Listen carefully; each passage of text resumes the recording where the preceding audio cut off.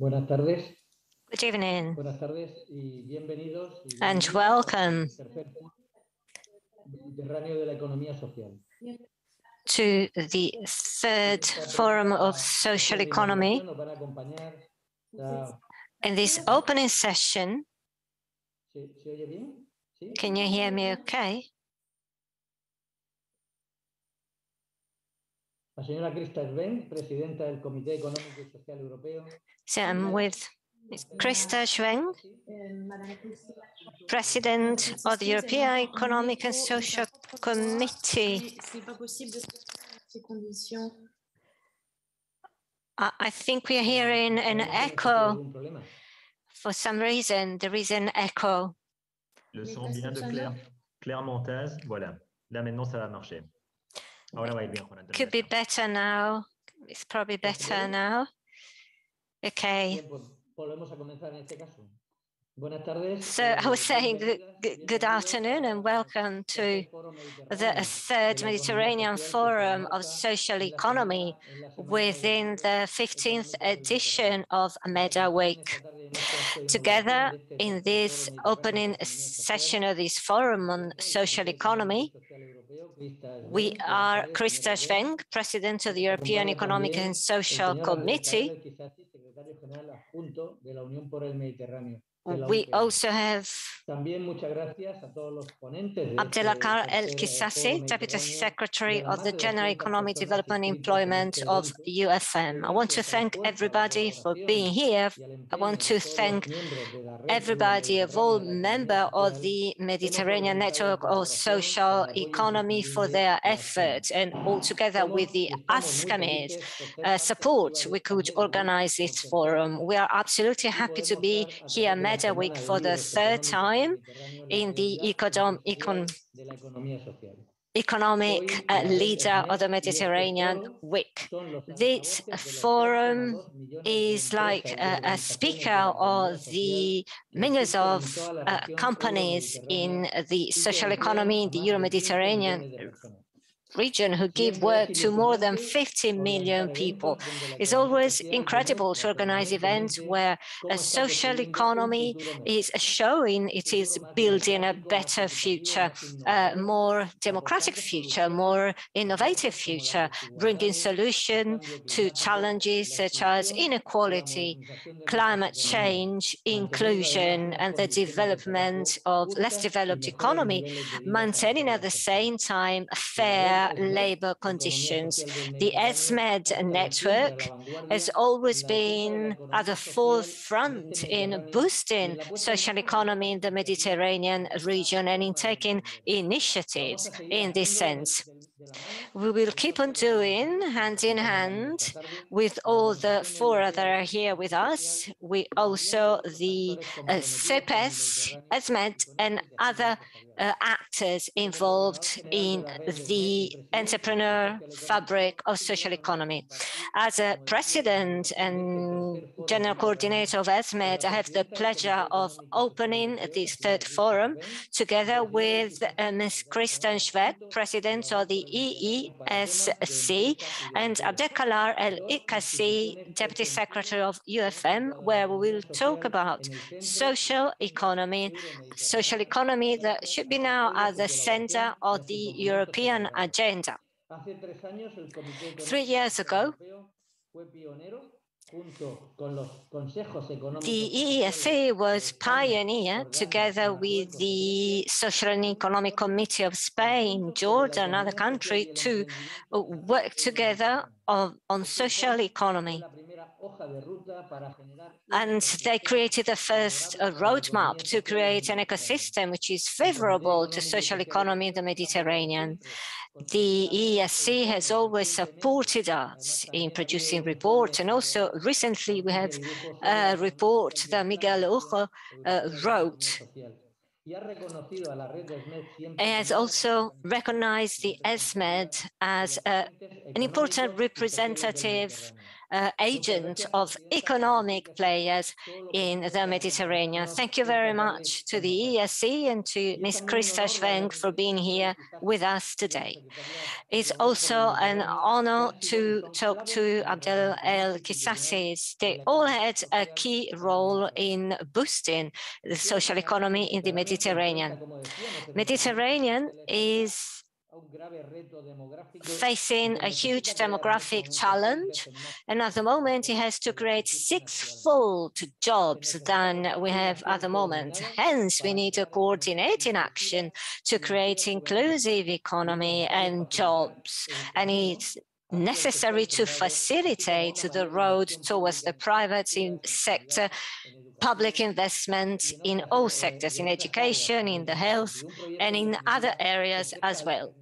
We need a transactional project to boost initiatives among the young and women, and an innovative collaboration and cooperation project here is necessary among us all players in the area.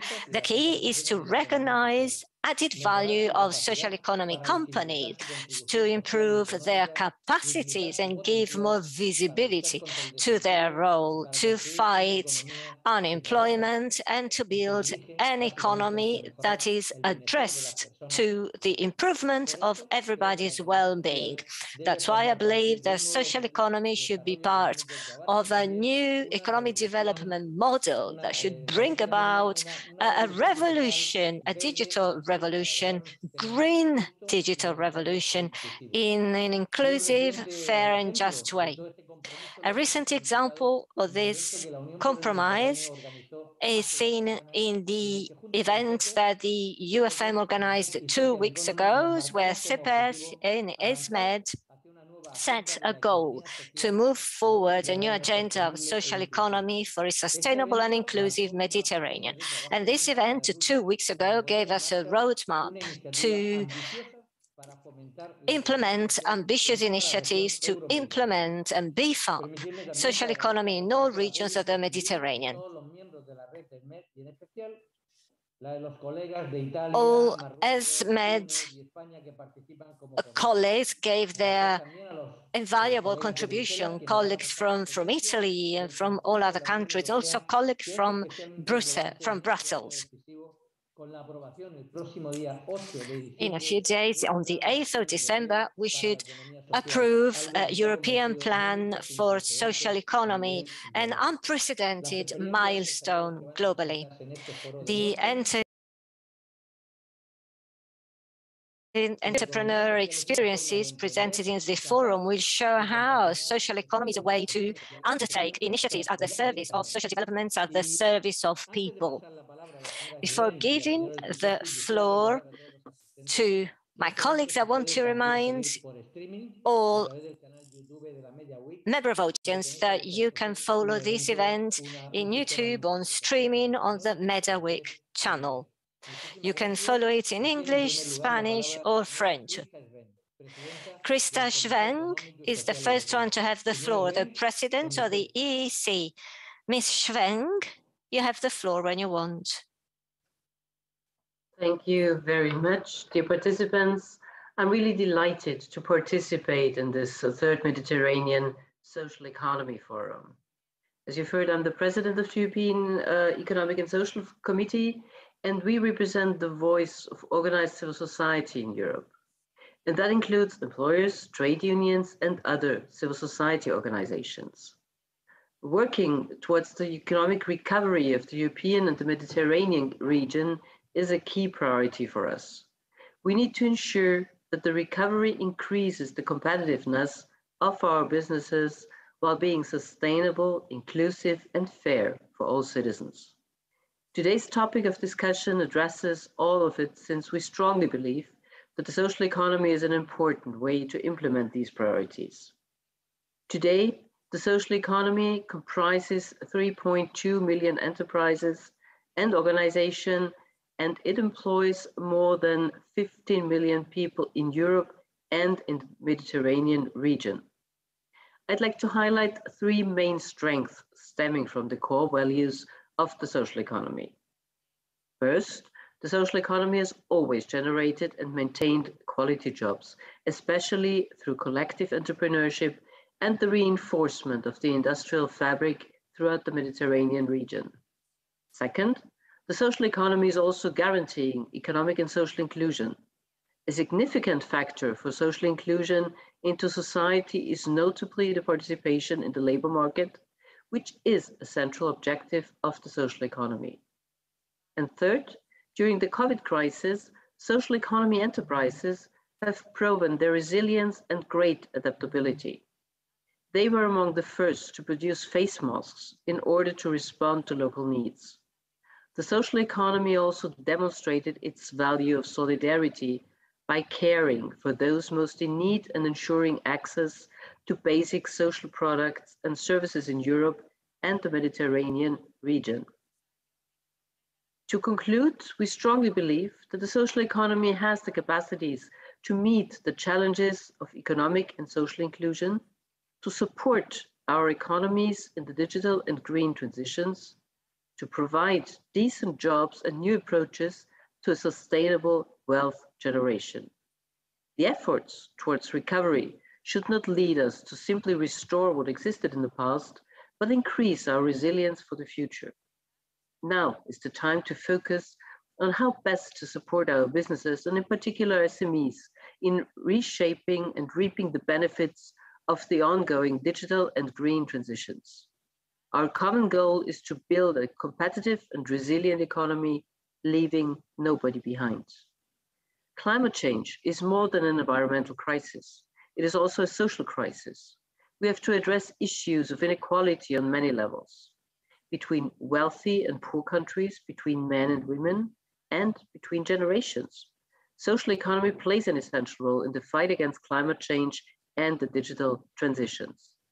Social economies, enterprises, and organizations can support the digital upskilling and reskilling of their employees, thereby shaping a new work mindset, building on their high value on solidarity and mutualism. All of that demonstrates that in Europe and in the Mediterranean regions, economic efficiency, digital transition of our societies, and social and environmental commitment are not only compatible, but can go hand in hand. Ladies and gentlemen, let me now underline several aspects that are important in order to specifically strengthen the social economy in the Mediterranean regions. First, it is of utmost importance to improve the regulatory framework and to reduce administrative burden throughout the Euro-Mediterranean region. The lack of an adequate regulatory framework has notably led to a very large informal sector without the level playing field for micro, small, and medium-sized companies. Second, the digital transition and the necessary social infrastructure are key for social economy enterprises to be successful. Connectivity has improved throughout the region, but significant digital gaps persist between countries and between urban and rural areas. Third, more coordination among statistical agencies active in the Euro-Mediterranean region can increase the availability of statistical information. Accurate and consistent data on social economy actors could improve the design of strategies and initiatives to foster the sector throughout the region. Fourth, I'm delighted that several Euro-Mediterranean initiatives are already in place to foster the development of social economy entrepreneurship. Let me start with the structured dialogue and systemic engagement of Union for Mediterranean with key social economy actors. The Union for Mediterranean also contributes to the improvement of digital competences within the social economy to unlock its full potential. Another important initiative is the Euro-Mediterranean Network of Social Economy, one of the co-organizers of the Mediterranean Social Economy Forum. Since its creation in 2000, ESMED has been a very efficient platform for dialogue between social economy entrepreneurs on the northern and southern shore of the Mediterranean. We have recognized this network as main interlocutor for social economy in the region. Finally, let me mention the renewed partnership with the southern neighborhood. Amore, per cortesia adesso se lo puoi evitare questo rumore, se è possibile. Pardon? No entiendo nada. Sorry. I'm sorry, I just had an interference. I don't know. Mr. Rabion, can you mute yourself, please? Yeah. Thank you. Finally, let me mention the renewed partnership with the southern neighborhoods. It will mainstream support for the social economy through regional and bilateral programs. This support includes finance initiatives targeted at micro, small, and medium enterprises of the social economy sector. From our side, the ESC will continue to actively support the social economy sector in Europe and in the Mediterranean region. Concretely, we promote the development of the most appropriate financial ecosystem and strategic investments in innovative and sustainable social economy projects. For years, we called for an action plan on the social economy that is now expected to be adopted by the European Commission in December this year. It will be a key tool to systematically incorporate the social economy into the different socio-economic policies of the European Union. And this action plan aims at improving social economy access to public and private finance, scaling up social economy enterprises and organizations, facilitating social innovation, and supporting member states, local authorities, and operators in building and enabling ecosystems. But things do not stop with the action plan. We need to see how this plan will be implemented and to push the progress further.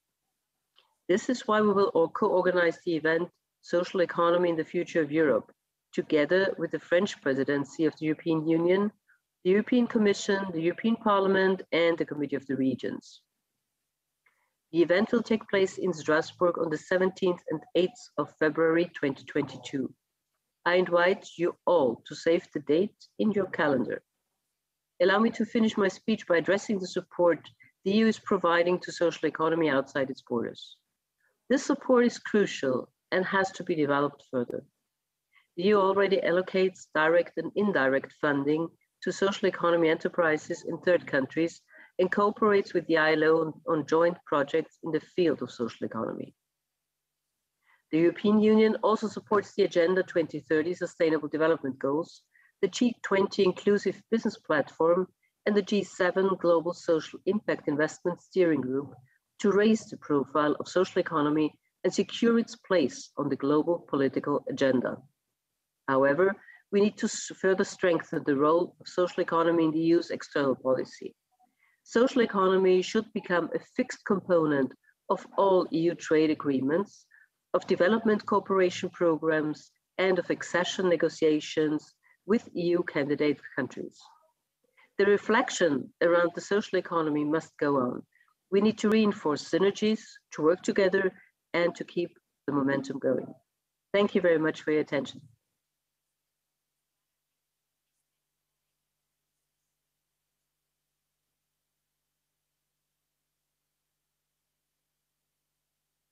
Muchas gracias, señora Schwenk. Yo creo que very much. Ms. Schwenk, I want to thank the EESC, especially for their commitment that they always had, but especially now towards social economy. And I believe that it is a success for everybody, all players, all organizations. I think that on December the 8th, this plan would be approved, and that will not be the end of the road, obviously, but just the start of the new road that everybody have to take and follow, so social economy can be more and more visible, more and more recognized in the European Union and everywhere, to be able to do policies to boost social economy. Thank you very much, Ms. Christa Schwenk, for your intervention. And now I'm giving the floor to Mr. El Kisasi, Deputy Secretary of the General Economic Development Employment of the UFM. Mr. El Kisasi, you have the floor. Thank you to Mrs. Christa Schwenk, President of the European Economic and Social Committee. Excellencies, ladies and gentlemen. Good afternoon. I'm glad to be here and be part of this platform where strong Euro-Mediterranean economic alliances and regional integration are promoted, expressing our unwavering support to social economy actors and interlocutors in the region and the UFM's desire to accompany the efforts underway towards consolidating a conducive economic ecosystem for social economy to prosper and yield its fruits.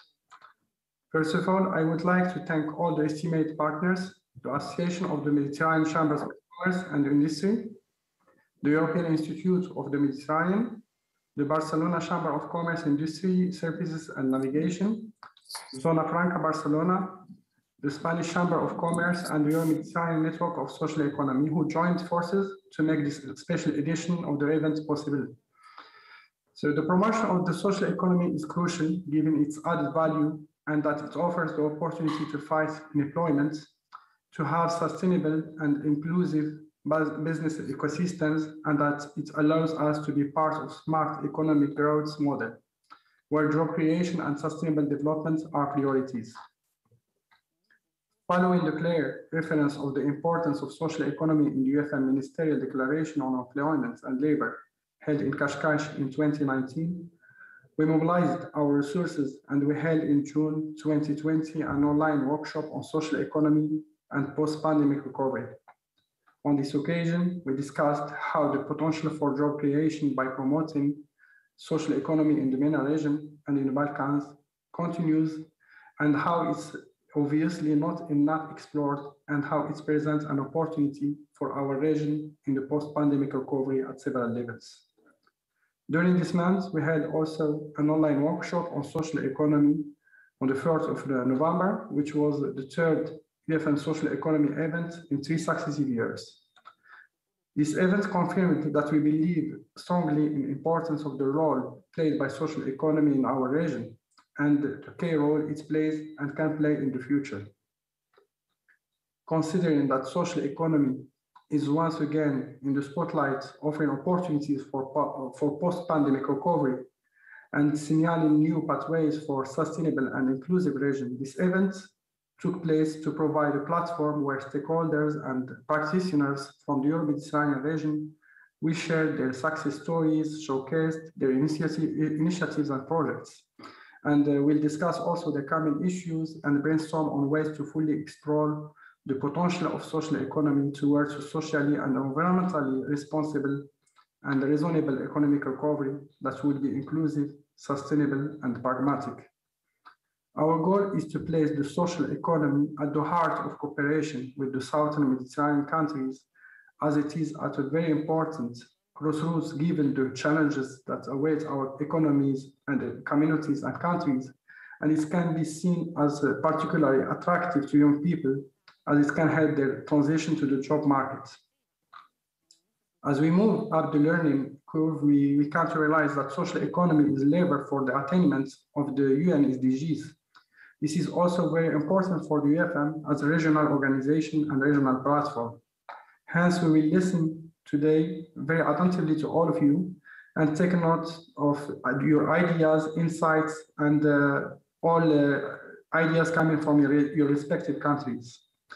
Without further ado, I wish you all fruitful discussions, knowing that the UFM Secretariat will take note and will follow your recommendations and suggestions. Thank you so much.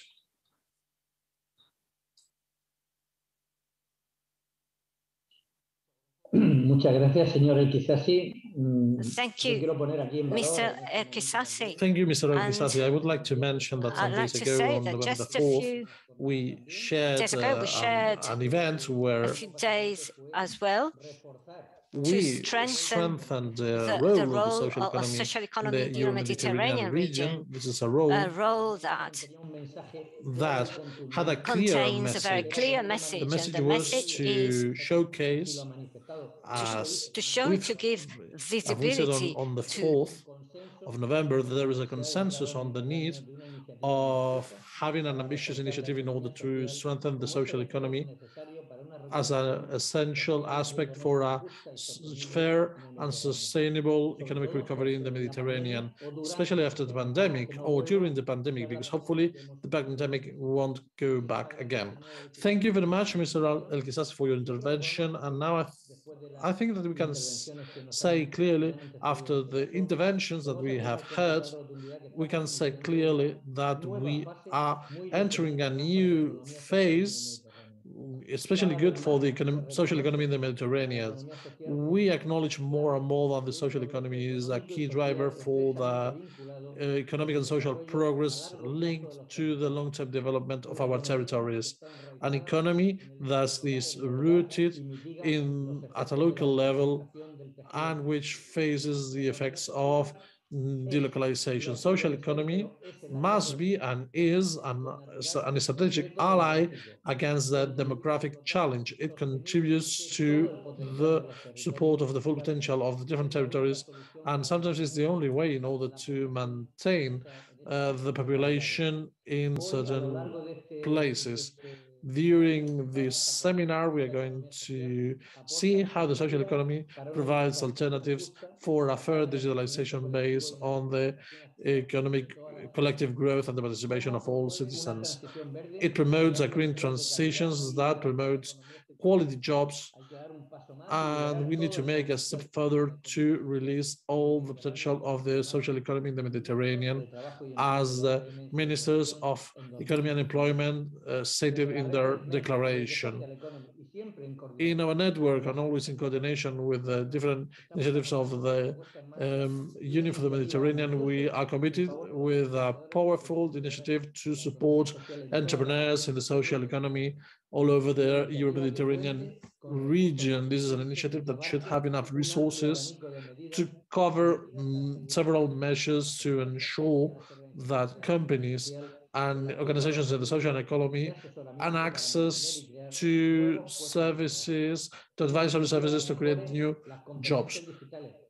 In order to improve digital skills, to increase the participation of the social economy of emerging sectors, given the new challenges that we will face in the future, and also to promote value chains through a strong cooperation. As Mr. Schwenk said, we need to contribute to the creation of legal frameworks to impose this kind of business all over the Mediterranean. The European Recovery Fund is essential in order to promote this initiative. That's why we have invited the director of the Social Economy Europe Foundation that will tell us about the key elements of this plan, which will be presented in a few days. If I'm not wrong, there will be a formal introduction before that. And this is a result of several years of works with the European Commission and also through the ESMED network. As a moderator of this second seminar, I'm going to give him the floor so that he coordinates this webinar. Thank you very much for your attendance. And again, I think this is going to be a successful social economy. Carlos, go ahead. Thank you, Mr. Pereña. Thank you, President. So just take the role of to facilitate the development of the seminar, of the forum.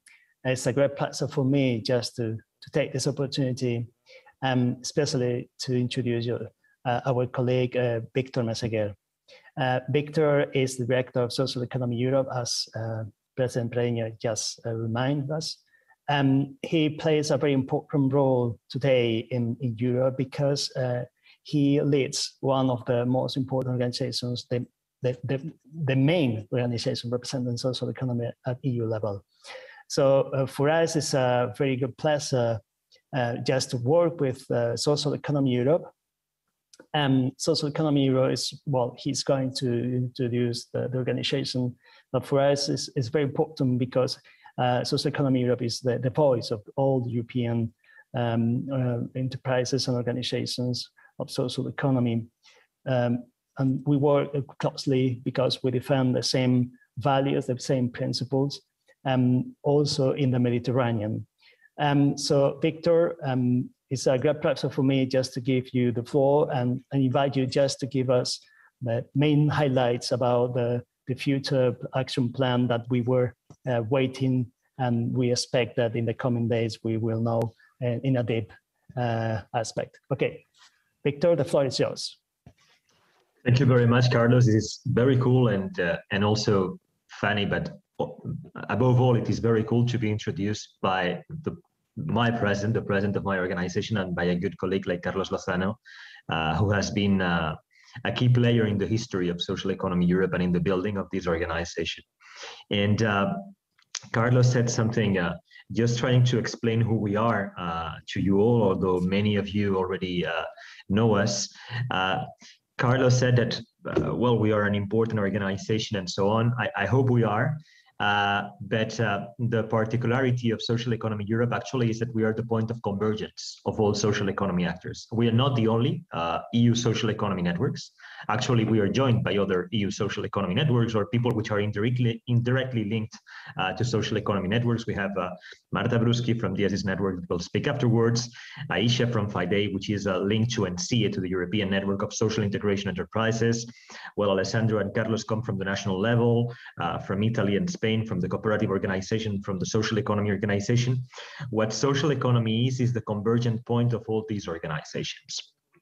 It is not the only network, as I was saying, but it is the only one defending the collective interest of the whole social economy. No one else is doing that. And we have been doing it since our creation in early 2000, and actually since the 1990s, in which this alliance was already supporting the European Parliament social economy intergroup. Okay, little by little. So that's what social economy Europe is indeed, the alliance of the main social economy forms at European level, the alliance of the main social economy networks at European level, and I mentioned a couple before, but there are many others, and the organization that has advocated for a lot of years to have this social economy action plan. Since 2014, Social Economy Europe, since the European elections of 2014, so colleagues, 6 years ago, more than 6 years ago, 7 years ago, we have been advocating for the Social Economy Action Plan. We have been working on a dream. Another dream is becoming a reality, and it will become very soon. And indeed, the hype is deserved. We need to look at this initiative very closely and with a lot of hype. Why? Because it is not that normal. The European Commission has released in its history 3 initiatives for the social economy. One in 1989, and enterprises of the economy social sector, mixing languages, which is also very cool, mixing English and French in the title of the communication. Another communication in 2011, the Social Business Initiative, and now the Social Economy Action Plan. So we are making history. This doesn't happen every day. This is a renewed dynamism for the European, but not only for the European social economy. Almost everything has been said. I will try to be brief and to share what I honestly know about the Social Economy Action Plan. Indeed, it will be launched on the 8th of December. Indeed, it will be formally presented in a hybrid event from Brussels, hybrid if COVID allows, and the situation doesn't get much worse. And I think that all of you should be invited to that event from Social Economy Europe, but together with our members, we will be doing a communications campaign on it. On the 16th of December, Commissioners Schmid for Jobs and Social Affairs and European Commissioner Thierry Breton for Internal Market, Industry, Entrepreneurship and SMEs will formally present to social economy stakeholders, to MEPs, to other institutions interested in the action plan, this Social Economy Action Plan that will be public from the 8th of December. What we will find in the Social Economy Action Plan? Well, Krista Schwenk said it very well. The action plan is just the beginning. So it's just an agenda, and according to what we know, it will have an implementation of 10 years. We have a social economy vision for 10 years. So it's just a document to kickstart the conversation. We have one communication called Social Economy Action Plan, 2 staff working documents. One, it's called Industrial Pathways for the Social Economy, an industrial vision for the future of the social economy, in which economic sectors the social economy has more future. Of course, we will have inside renewable energy, Of course, we will have inside the circular economy. Of course, we will have the digital economy and the platform economy. We will have reflections about youth and the social economy. We will have reflections about sustainable agriculture, farm to fork, housing, and so on and so forth. And another staff working document that will basically complement, be a complement to the social economy action plan itself. Again, a document which is not the end of anything, which is just the beginning of a very pluralistic agenda, of a truly big agenda for which we have 10 years to implement. And indeed, we know, and I think that you all know, that it will have an international dimension. And actually, the international dimension is not starting neither. It has already started. The European Commission is cooperating with the Union for the Mediterranean, and we hope to see more of that, also together with ESMED network. It's also cooperating with the OECD on a global action on social and solidarity economy. CEPES colleagues, PS's colleagues know a lot about that. It is also cooperating with the ILO. Next year, the International Labour Conference will have, for the first time in its history, social economy as one of the topics of the discussion, social economy to build back better, and will cooperate with the UN Task Force on Social and Solidarity Economy. I will try to conclude as soon as possible. Something very relevant for us, and from my perspective, and again, Carlos notes quite of a big deal about that, is the fact of developing and modernizing our social economy frameworks. The social economy is a heritage, yes. It is something that in all our societies, in the north and the south of the Mediterranean, has very strong and large roots.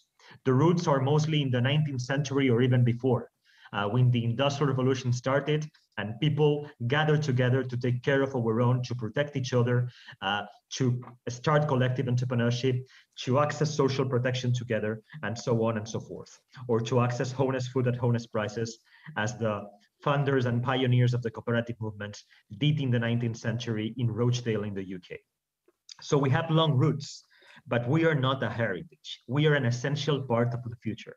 And every day, more views converge on that. It was not the case 10 years ago, but now more and more people are arriving to the same conclusion. The ILO Secretary General, the Secretary General of the United Nations, the European Commission, the UFM, the International Monetary Fund, we have convergent views on social economy as an essential lever to build a fairer and a better future through collective engagement and leaving no one behind. So this is something quite unique, and something very important which we have to work together is how we make sure that our laws, that our policy frameworks are not only a heritage, but they are modern. How we make sure that we are engaging in a conversation. How we make sure that we adapt the social economy frameworks, that we adapt our practices to the new challenges, to the green and digital transitions, to the demographic transitions. And I will finish with something that is also confirmed that will be an important point of the Social Economy Action Plan, and that I think it is also important for the Euro-Mediterranean region and for both sides of the Mediterranean, and it's just employment and youth entrepreneurship through the social economy. And Deputy Head of Cabinet of Commissioner Schmidt confirmed some days ago in an ILO conference that youth social economy entrepreneurship, collective entrepreneurship of our young people through the social economy and social economy education will be an important part of the action plan to be released on the 8th of December. So this is just the beginning, and all our hands are needed to build this house and to implement this action plan. Thank you very much. Thank you, Victor. As usual, you are you're convinced about the importance of social economy because you live the social economy every day in Brussels, but not only in Brussels. For instance, some weeks ago, we were together in Ljubljana. We were sharing the happiness to release the first European awards for social economy. And I think we have to follow also the path that you are opening for the future in Europe in favor of social economy. So for us, it's a great pleasure as CEPES and of course as ESMED network to work with all actors and especially with the European actors represented by Social Economy Europe, as the European Platform Umbrella Organization of social economy. So as Victor just said, our main role today is just to show important experiences, entrepreneurial and enterprise experience of social economy around the Mediterranean. For me, it was a great pleasure just to coordinate with the support of all the SMED members this forum. I'm glad just to give the floor, first of all, to Mr. Mohamed Hadar, who is a very well-known colleague from Tunisia. He is the vice president of the network representing social economy associations. So he's going just to take the control of the session as moderator of the first session. So, Monsieur Hadar, bon, c'est à vous de prendre la parole. Merci.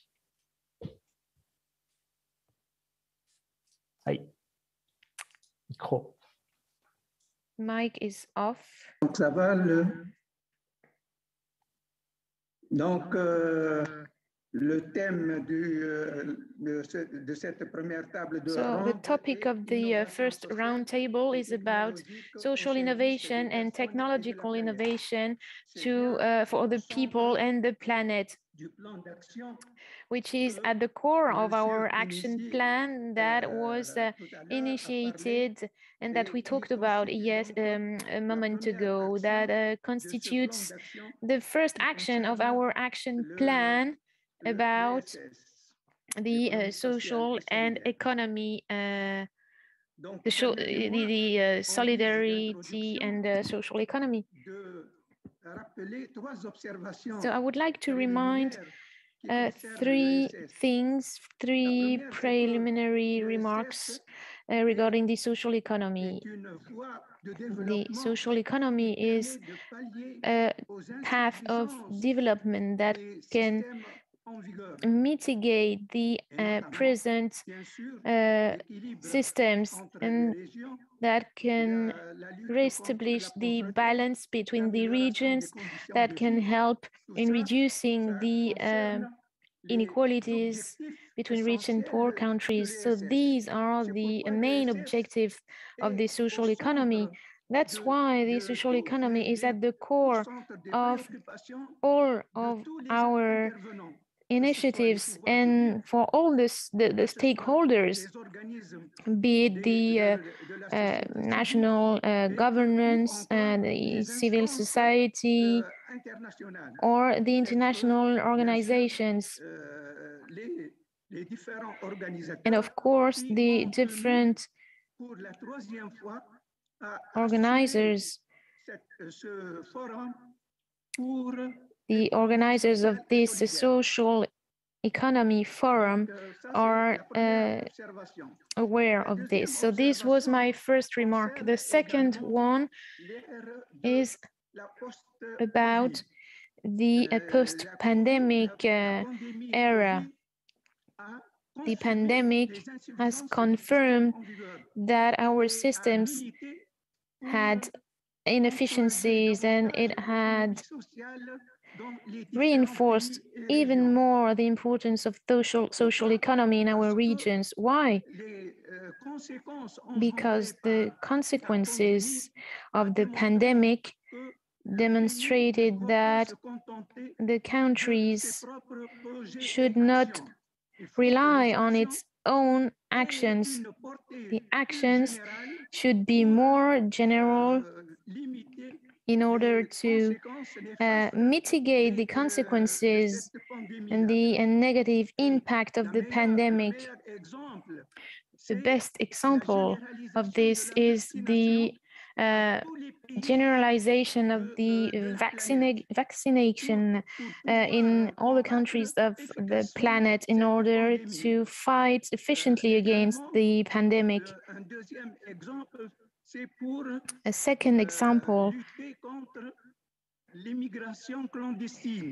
deals about fighting against illegal migration. Some countries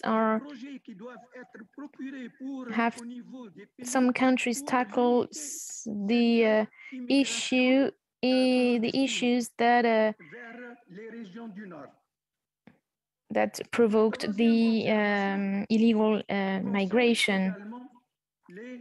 The social economy also deals with new technologies and deals with digitalization.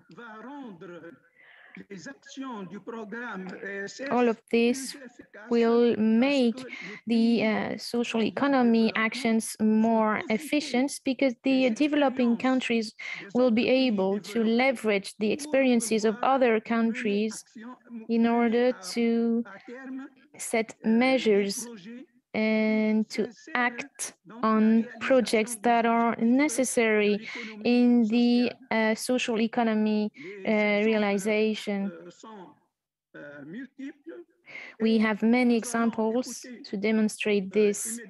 And now we will be listening to the two speakers of this panel who will talk about their experiences from Morocco and Spain.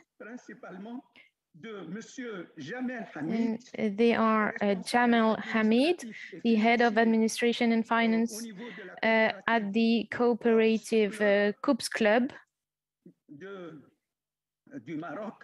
from Morocco.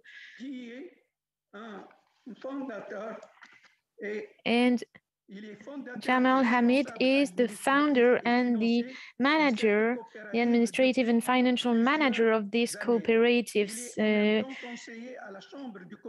since many years already. He is also a counselor at the Commerce and Industry Chamber.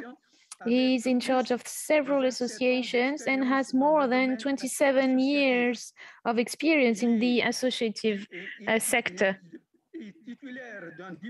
He holds a degree in TIC and has more than 21 years of experience in that field. He is the founder and the manager of a company, of a telecom and information technology company. Jamel Hamid. Jamel Hamid will talk about this topic, which is the social innovation and technological innovation for the benefit of people and the planet. And then we will give the floor to Mrs. Aisha Belassir, who will be talking from Spain. So without further ado, I give the floor to Mr. Jamel Hamid, and thank you. Hello, everyone. Thank you, Hadar. Thanks to everyone for being here. Thanks for inviting me. And since Mr. Hadar already introduced me, I will skip directly to my presentation. I am trying to share my screen because I have prepared a small presentation. I don't know if you see it. Can you see it? I'm sharing my screen. Yes, perfect. We can see it. Digital transformation for the benefit of the entrepreneurship fabric and self-employment. So, COUPS Club might be the first one, if I'm not exaggerating, might be the first international company of social economy. And to give you some background, the social and economic activities of the post-colonial Africa, especially in Morocco, were based on traditional forms, like based on the concept of collaboration. And startup business is not easy, find financing is not easy, find products and partners and clients. All of this is kind of tricky. And that's why we have decided to offer a platform dedicated to the social and social economy in order to help the future entrepreneurs. We created this marketplace in the framework of a sustainable development program. It was launched in 2018. And as I said before, in Morocco, we decided to combine the solidarity and social economy in a smart way. So we are offering smart solutions, and we use innovative methods that are adapted to the needs of the Moroccan society. So our vision is to encourage the creative youth here in Morocco, to help them in developing their business plan. And the objective of the platform is to gather in only just one platform several buyers and to participate into import-export programs. Our expertise field is about coaching on international commerce and the implementation of internet platform-based tools, and to help the different projects that are carried out in the formal or informal sector. We also help in terms of competitiveness and development of structures of purchase power. We also provide the users with financial resources, and we helped as well on margins that are quite difficult to organize, and the constraints are quite numerous. So that's what we do in general. Si je parle chiffres pour le moment sur notre plateforme, si je veux parler chiffres, je peux parler sur deux périodes différentes. C'est la période avant le Covid. Oui. Excuse-moi. Excuse me, Jamal. This is Carlos. I apologize for interrupting you. Could you please share the full screen? Because we see only part of the screen. We see your computer screen. However, we don't see the actual presentation in full screen, just so we can see it a little more clearly. Thank you.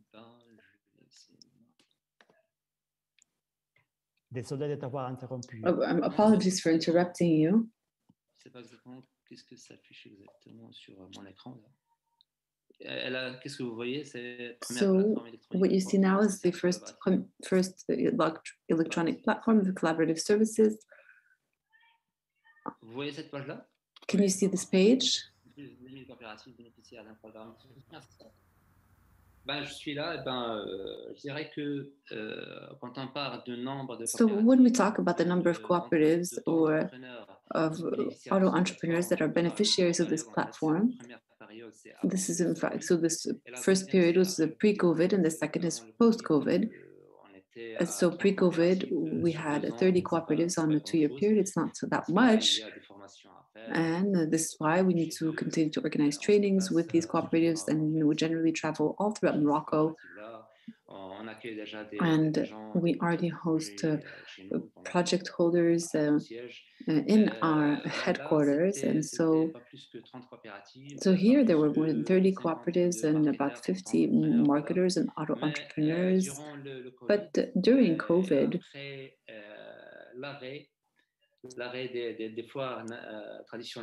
and after the suspension of the traditional fairs, we had to take things to the next level.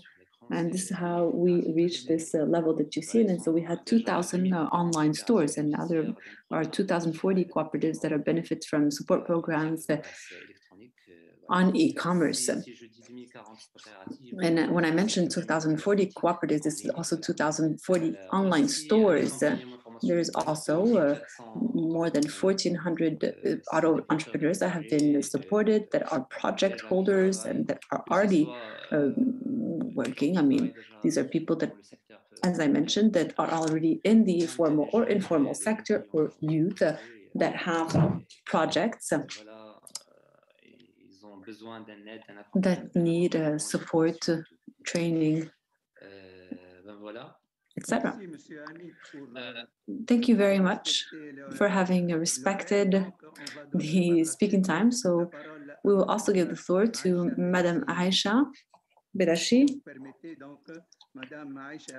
Mrs. Aisha is the director of the Federation of Association of Social Enterprises and Professional Insertion in Spain. She has more than 15 years of professional experience in the field of social and solidarity economy and has extensive experience in the European international scene. And she has a master's degree in management and the management of NGOs, and is also a graduate of also held a diploma in intermediation, and she works for NANSI. She was also part of NANSI, the network of which brings together a network of social economy operators. So Mrs. Aisha will shed some light on the Co-op Club.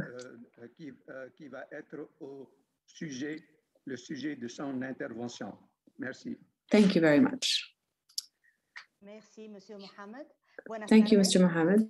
Mohammed, and good evening. As I said, I'm going to talk about FIDE, which is a non-for-profit organization founded at the end of 2007.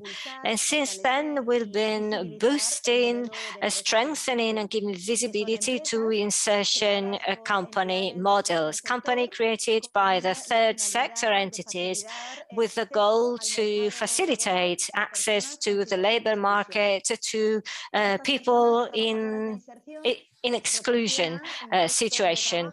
What we do, we give them a job and continuous training for a given amount of time, 3 years maximum. And this process is defined as an accompaniment itinerary, and it's very innovative because it's customized, personalized. It is designed ad hoc according to the skills of the person, of the individual. In our daily fight against social vulnerability and exclusion, our vision is about boosting the employability of these people who, for whatever reason, moved away from the standard labor market, but they have the right to a job and to a job with dignity. Also, we boost abilities and skills, social and labor abilities on the job itself and in a specific sector. The skill set needed to develop a given task are different from a company where photovoltaic panels are installed than the ones needed in a company where we do design or we process documents.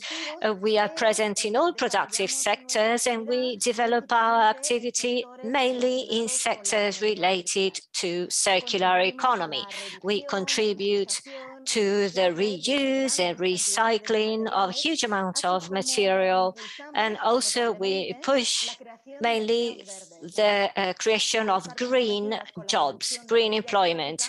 We are committed to the reduction of the carbon footprint, so we encourage a product with the least impact on the planet. We also strengthen the links with labor life who were lost without judging anyone. People note that we free them of this responsibility, this load and this anxiety that they feel because they are unable to find a job. So we share this responsibility with the company or the employers and all the other players that contribute to this process to maintain jobs.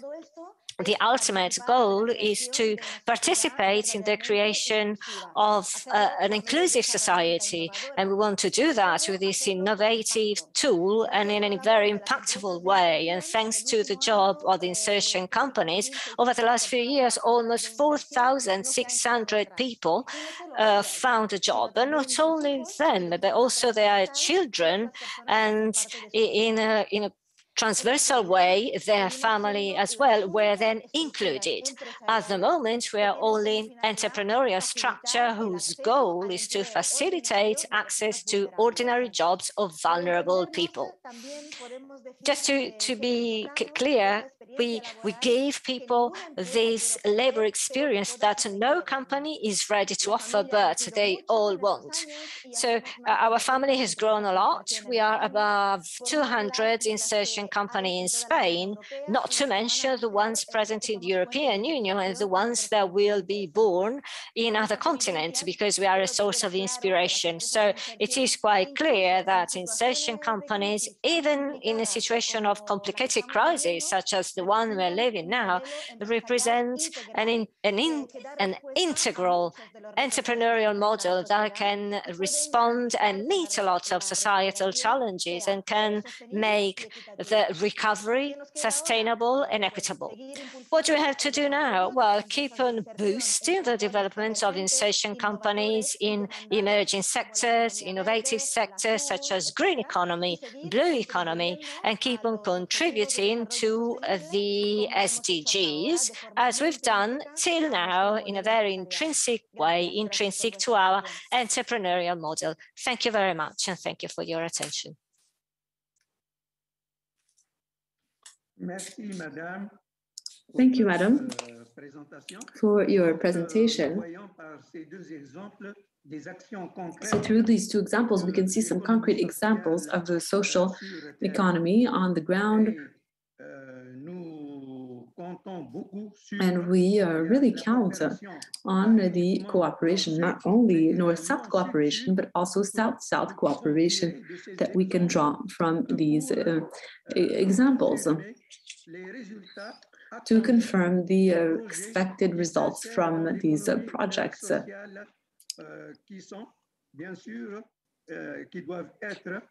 And that also need to be able to benefit not only people, but the planet. And we are talking here about industries that are, non-polluting industries and the green economy. So all of these actions aim for the protection of the environment. So thank you very much to all the participants, and thank you for your intervention. And I now give the floor to Mr. Carlos to continue moderating the rest of this session. Okay, so we just have a very short time just to explain very important experiences. COPS Club was a very nice surprise for us because we are a kind of jealous of our Moroccan colleagues because it's a very, very inspiring experience. And of course, the integration enterprises, which is in the heart of the social economy, is because they provide employment for all kinds of people. And it doesn't matter the situation of these people, but the people it's in the sector of the activity. So we have here very good examples on how social economy is able just to balance this competitive activity with a very social heart in the action of the enterprise. So now we are going to change a little bit, but we are going to still to talk about employment and jobs. Now the time is, the floor is for Mr. Abdallah Swir, the president of the network representing social economy in Morocco. They are our friends and they are our brothers because CEPES is the partner, the natural partner of our Moroccan colleagues, the REMES. Monsieur le Président, c'est à vous de prendre la parole. Merci beaucoup. Mr. Chair, it's your turn to take the floor. So thank you very much, Mr. Chair. And thank you for organizing this very important forum, which is taking place at a critical time, and which is characterized by this, also characterized by the pandemic, which has impacted the entire ecosystem and the entire world. I mean, it has unfortunately spared no one. In fact, the roundtable that I have the pleasure of moderating focuses on social economy with the purpose of creating a fair labor market, especially the job market. And the obviously the labor market has been impacted by COVID, and as such, this has impacted the most vulnerable, especially in the southern region of the Mediterranean. And just like everyone knows, unemployment is a really serious issue that has spared no one, especially in our region included. And the unfortunate unemployment leads to violence, leads to poverty, leads to migration, which is also heightening in these recent days and in the Mediterranean region. And so with us, we have with us to discuss this theme, we have Mrs. Marta Bruschi, Mrs. Marta Bruschi will be discussing the initiative in favor of for job employment, for job creation in the region. Mrs. Marta Bruschi has more than 10 years of experience in this sector, and she has worked alongside international NGOs such as the African Foundation for the Business Development, and she has also worked with different European networks, Eurogrid and others. She also represents DCs, and she has also supervised different key programs in terms of capacity building, such as leadership and peer learning CAP. And so the Chartis Ed Foundation, whose purpose is to allow managers to develop their leadership practices and to ensure the well-being of their organizations. And so this has allowed her to gain a lot of experience in the implementation of pan-European in the European region. And as she mentioned, she was convinced that the networking of people beyond borders and sectors and the development of these all of these relations and the sharing of experiences and knowledge is the best approach to favor a positive change. And let's hope that we will have a positive change in our region.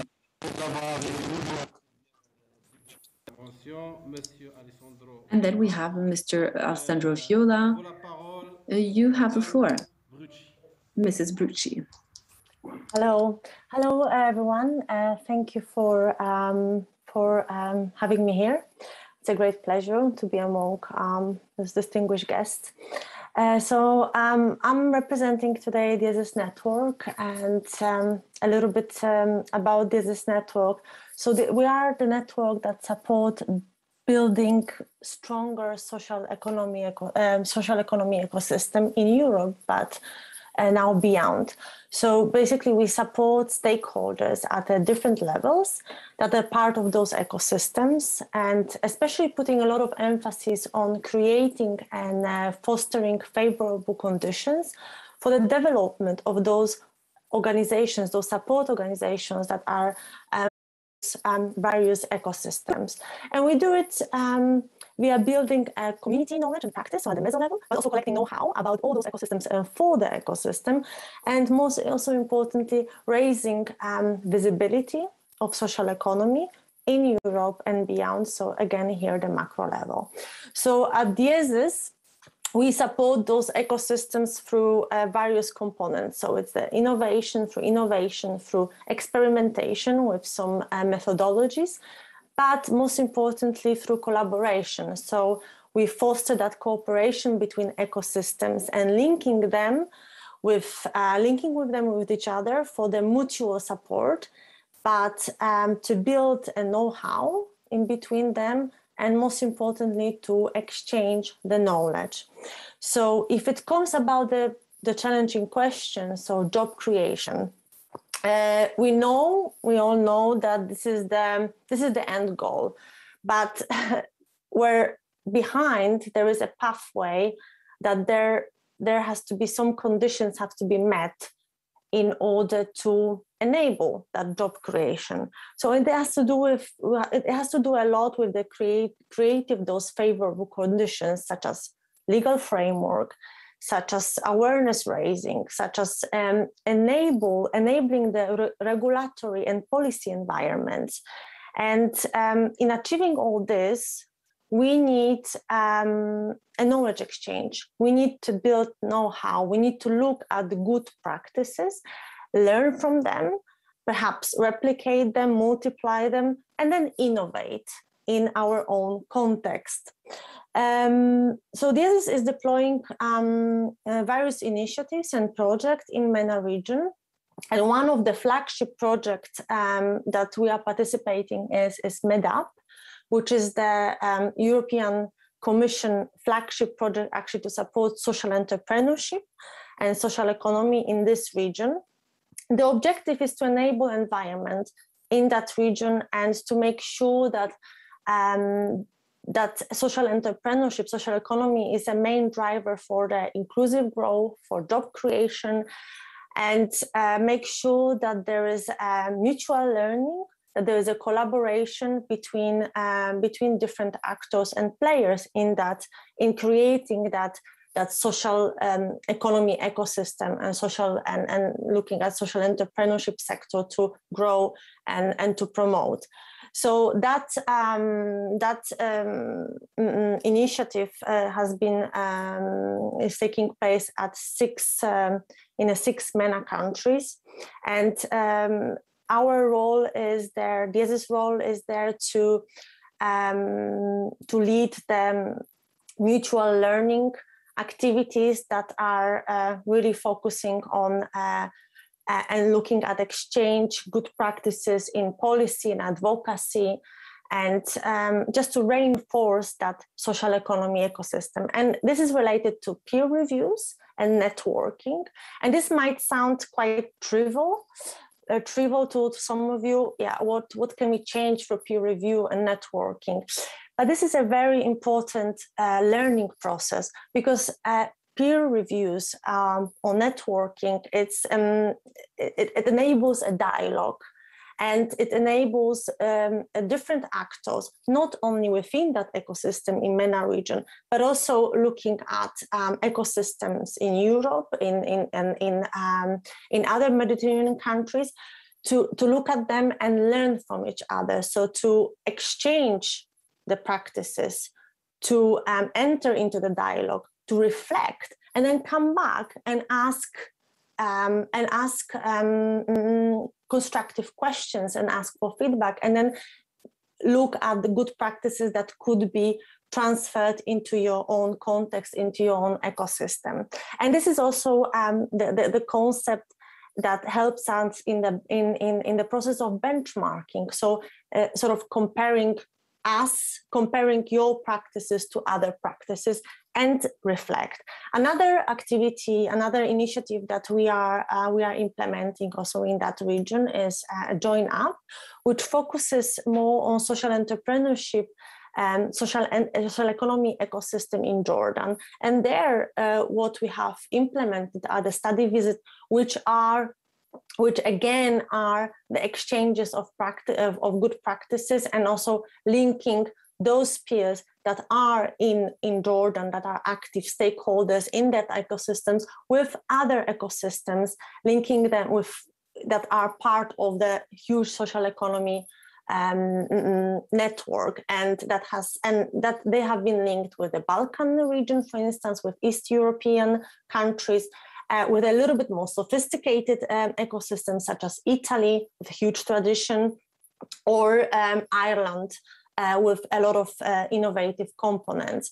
So such approach, so creating linkages between ecosystem and knowledge sharing inward and outward is a common practice of DS's network, and we hope that this is a really important component actually to bring a systemic change and to put forward social economy as one that can actually answer to societal challenges, such as a job creation. So it's sort of working behind the scenes so that the job creation is at the end result, and working towards that social economy is both the agent and also the instrument of that, of building and creating that inclusive and responsible society in the region, and looking how we can enable this environment and how can we create this business culture where social enterprises play an important role. So we are doing it through, we create those enablers through our bigger assets, so which is the network, and which are our partners, alliances, as Victor mentioned before, and through knowledge scalability. And so in order to become a facilitator and broker between those existing ecosystems, but one that are in the development and one that are there to grow globally. Thank you.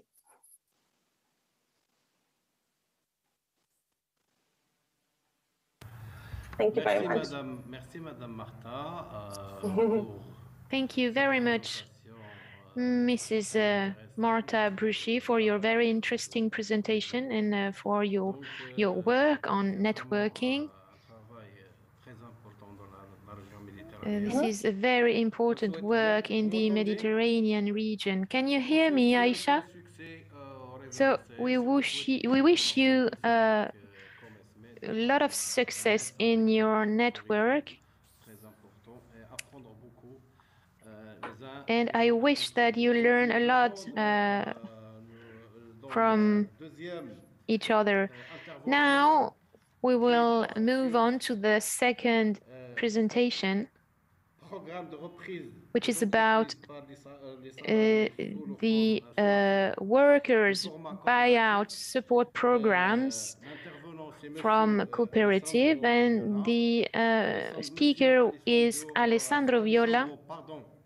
Sorry, Mr. Viola, you're the head of investigation and development of the Cooperazione Finanza Impresa. Voilà, j'espère que j'ai prononcé correctement en italien. Je m'excuse pour.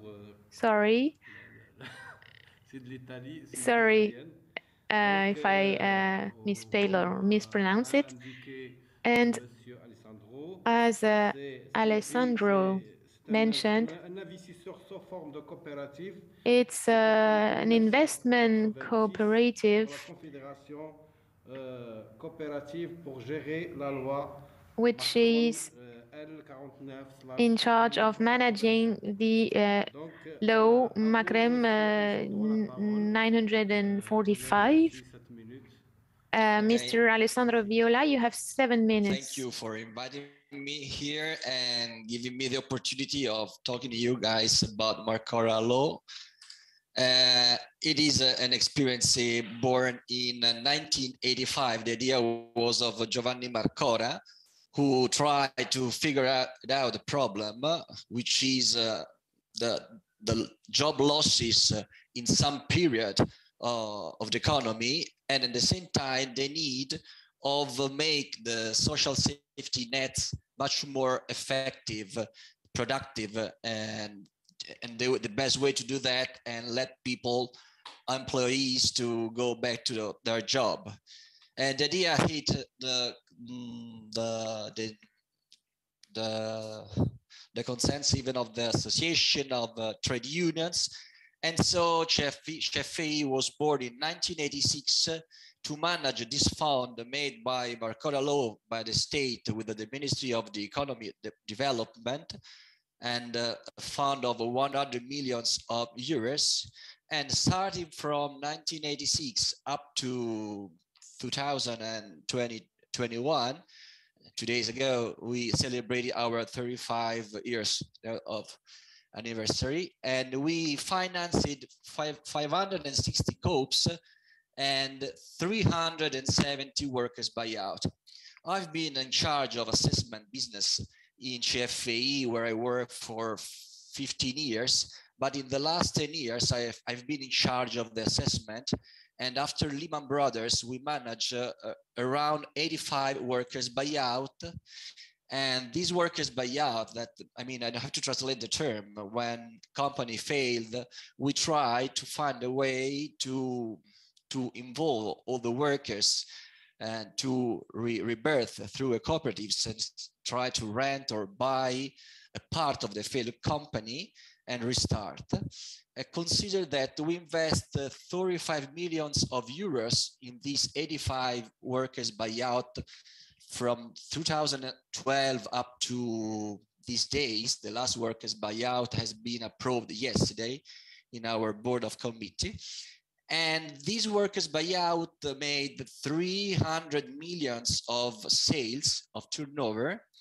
And if you consider taxation paid to the state who invests through CFE 35 millions, there was a big return for the state, not only in terms of employees, 2,000 employees from zero, but even in terms of return with taxation paid by companies. Why workers buyout? ¿Por qué adquisición de los trabajadores es tan fuerte en Italia? En Italia, tras 35 años de experiencia, bueno, la razón principal son algunos.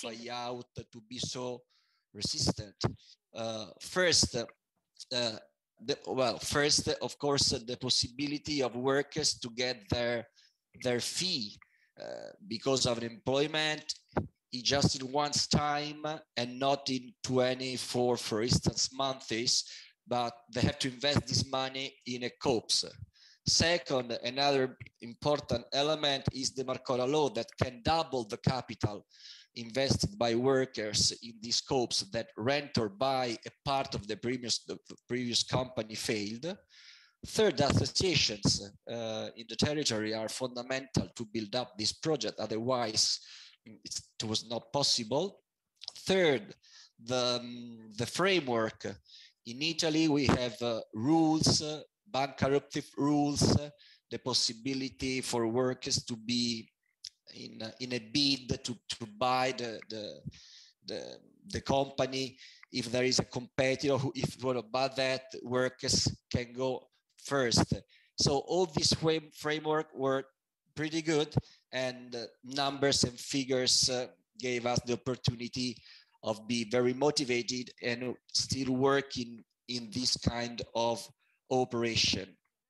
What luck in the future to make it better? In Italy, we don't need more money because we manage at the moment CFE 200 millions of euros and are enough to manage this kind of companies, of size companies, so all medium and small size, 5 millions, 10 millions, 20 millions of euros of sales.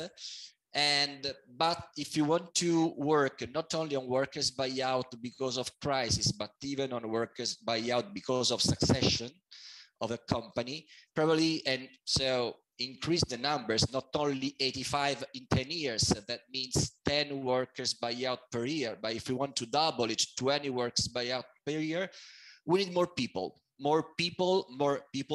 I mean, experts of workers buyout, people that are enough experienced to manage this kind of project. It takes like 3-4 months to be built, maybe 1 year, because you come from a crisis.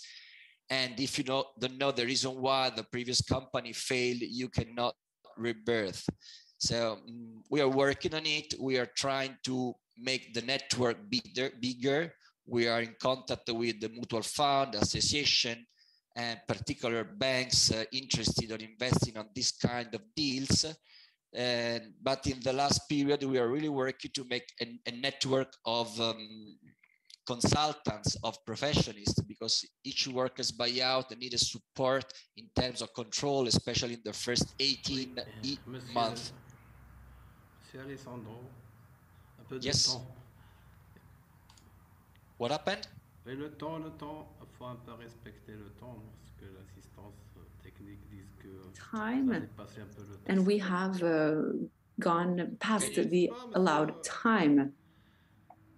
Mr. Carlos. Mr. Carlos. Alessandro. I don't understand French, sorry. Okay, yes. we are running out of time, and this is why Mr. Okay, good. Wasn't just to... Yes, great. À vous la parole, Monsieur Alessandri, d'en finir. Mr. Alessandri, you have the floor to conclude. I'm just going to say that we are highly motivated to work in this line of work, in these operations, because we loved it, and it makes us happy.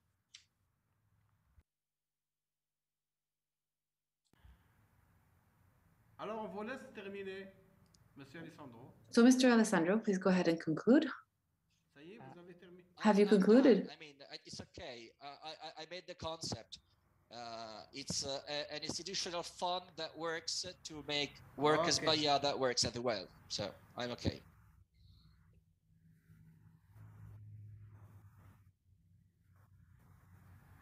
Okay. Merci. Thank you very much to Mr. Alessandro for your presentation. I hope that this will be a recommendation for our friends from ASCAME. I think it's important for us to all learn from each other, because social solidarity economy is all based on sharing and mutual knowledge. So in other forms, we need to broaden our scope and also set the tone for the different contributors to be able to continue to share and exchange experience. Thank you very much to all of the speakers and for your precious contributions. Thank you, Abdallah. Thank you, Mr. President. Since we are running out of time, I just have the time to say thank you on behalf of FEPES, on behalf of the ESMED network. It's been a great pleasure to work also with ASCAME to share this wonderful time and to use in an appropriate way, just to share with you how important is social economy. I think we have been running out, but at the same time we were just expecting to have more information from our colleagues. Just let me thank you, first of all the SMED members, because not only the ones that you have here today, but also we have also colleagues from Algeria, from France, from Egypt, from Turkey, and that are also supporting us today. And let me thank as well, all the people in FEPES, because they are the key supporters of this network. And of course, the interpreters, because it's wonderful that you're doing every day just to try to communicate each other and to help us to transmit all this knowledge. So on behalf of the SMED network, I just would like to thank you all, and also to have the opportunity just to commit ourselves to build a better and serve prosperity in the Mediterranean. Thank you very, very much for your time, and I hope to see you very, very soon. Thank you. Bye-bye. Thank you. Thank you very much for your participation. Bye-bye.